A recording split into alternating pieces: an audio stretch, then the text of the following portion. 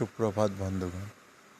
তো আপনারা জানেন আমি যে বদরপুরে একটা টিচারের জব করি। তো আমি অ্যাকচুয়ালি ধলাইতে থাকি।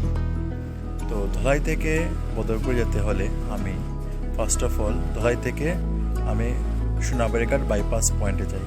তারপর এখানে অটো চেঞ্জ করে একটা অটোতে উঠে আমি আইএসবিটি থেকে আবার একটা বাসে উঠে তারপরে আমি বদরপুরে।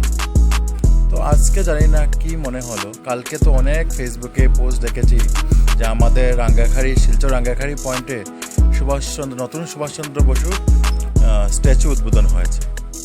তো কালকে তো ডক্টর হিমন্ত বিশ্ব শর্মা আমাদের যে সিএম উনি এসে এই স্ট্যাচুটা উদ্বোধন করেছে। তো আমারও দেখার অনেক ইচ্ছা, আমার মনে মনে অনেক ইচ্ছা ছিল যে আমিও দেখবো, কিন্তু কালকে আর যেতে পারিনি।